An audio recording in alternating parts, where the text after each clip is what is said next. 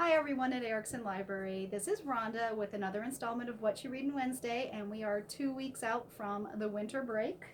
So we've been getting a lot of new wonderful reads in the YA department. So I want to share some of those with you so you know what we have in. This one was a recent Reese Witherspoon young adult book pick. I actually read this myself and I loved it. It's called Fable by author Adrienne Young. And if you go to the Hello Sunshine page, you'll see an essay and a video as well with an interview with the author. I'll just give you a little description of how the book is described. It says, gripping, immersive, and absolutely masterful. Fable reels you in with the promise of beauty and holds you tight with Young's signature grit. I couldn't turn the page quickly enough. And I definitely found that with this book. It is the story of a young girl whose mother dies on a shipwreck, and her father drops her off at an island and actually leaves her. So she has to learn how to survive on her own. She grows up kind of learning the trade of just surviving and what you do in the towns that surround the waterways where she lives. And it just totally engrossed me, just because it's a completely different world. And I'll read you a little bit of the description inside too. It says, welcome to a world made dangerous by the sea and from those who wish to profit from it, where a young girl must find her place and her family while trying to survive in a world built for men. For 17-year-old Fable, the daughter of the most powerful trader in the Narrows, the sea is the only home she has ever known. It's been 4 years since the night she watched her mother drown during an unforgiving storm. The next day, her father abandoned her on a legendary island filled with thieves and little food. To survive, she must keep to herself, learn to trust no one, and rely on the unique skills her mother taught her. The only thing that keeps her going is the goal of getting off the island, finding her father, and demanding her rightful place beside him and his crew. So that is Fable, and when the story ends, you're kind of like, what just happened? And I'm really happy to report that there will be a sequel. So hopefully we'll get some closure, because when this ended, I needed to know what happened. So I believe in March next year, the sequel to Fable will be coming out. So highly recommend it. This next book is called Hide and Seeker. It says, ready or not, here it comes. And this book actually was first advertised when it came out for fans of Stranger Things. So if you like the TV show Stranger Things, you will probably love Hide and Seeker. It says, Justin knows that something is wrong with his best friend. Zoe went missing for a year, and when he came back, he was different. Nobody knows what happened to him. At Z's welcome home party, Justin and the neighborhood crew play hide and seek, but it goes wrong, very wrong. One by one, everyone who plays the game disappears, pulled into a world of nightmares come to life. Justin and his friends realize this horrible place is where Z has been trapped. All they can do now is hide from the seeker. And there's another little excerpt here, and it says, I went up the hill was muddy, stomped my toe and made it bloody. Should I wash it? So that is Hide and Seeker. And the author on that one is Daka Herman. And this one is called Sia Martinez and the Moonlight Beginning of Everything by Raquel Vaquez Gilliand.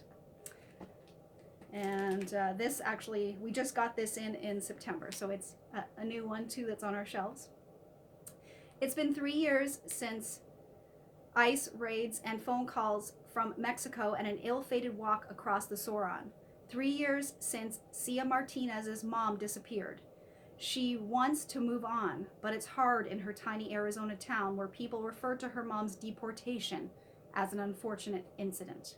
Sia knows that her mom must be dead, but every new moon, Sia drives into the desert and lights St. Anthony candles to guide her mom home.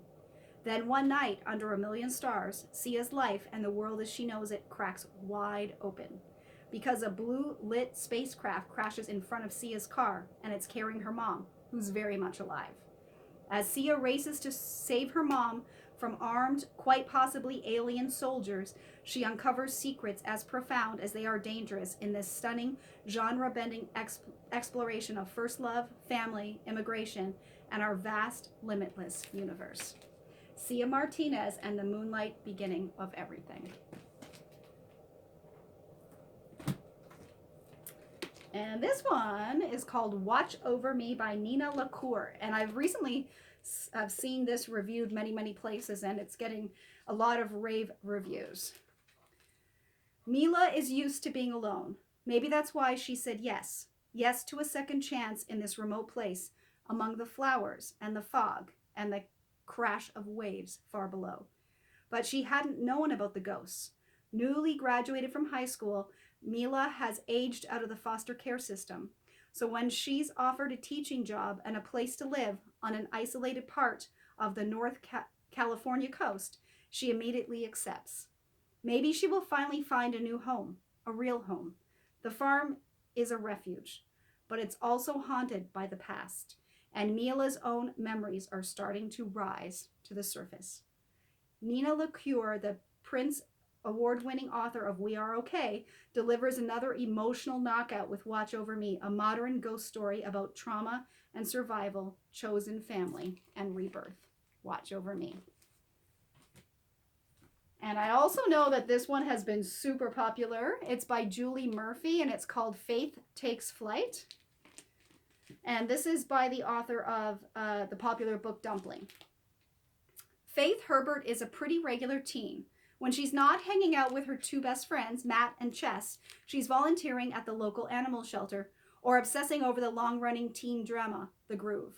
So far, she spent her senior year trying to sort out her feelings for her maybe crush, Johnny, and making plans to stay close to her grandma, Lou, after graduation. Of course, there's also that small matter of recently discovering she can fly. When the fictional world of the Grove crashes into Faith's reality as the show relocates to her town, she can't believe it when TV heroine Dakota Ash takes a romantic interest in her. But her fandom-fueled daydreams aren't enough to distract Faith from the fact that first animals, then people, have begun to vanish. Only Faith seems to be able to connect the dots to a new designer drug infiltrating her high school. But when her investigation puts the people she loves in danger, she will have to confront her hidden past and use her newfound gifts, risking everything to save her friends and her beloved town. From the best-selling author of Dumpling comes an origin story like you've never read before of a fierce plus-size superhero, Faith. And finally, if you like rom-coms, this is one that's called Instant Karma, and it's by Marissa Meyer, and she is a really popular author. She's had a few other New York Times bestsellers out as well. Chronic overachiever Prudence Daniels is always quick to cast judgment on the lazy, rude, and arrogant residents of her coastal town. Her dreams of karmic justice are fulfilled when, after a night out with her friends, she wakes up with the sudden ability to cast instant karma on those around her. Prue giddily makes the use of the power, punishing everyone from public vandals to mean gossips, but there is one person on whom her powers consistently backfire. Quint Ericson, her slacker of a lab partner, is annoyingly cute and impressively noble, especially when it comes to his work with the Rescue Center for Local Sea Animals. When Prue resigns herself to working at the rescue center for extra credit, she begins to uncover truths about baby otters, environmental upheaval, and romantic crossed signals, not necessarily in that order. Her newfound karmic insights reveal how thin the line is between virtue and vanity, generosity and greed, love and hate, and fate. Instant Karma by Marissa Meyer. So I hope that some of those interest you and that you'll come by to check them out, or feel free to give us a call or email us and we'll put them on hold for you. We're doing pickup at the library, or we're happy to deliver to you curbside. I hope you all have a great week, and I will catch up with you next week. Thanks.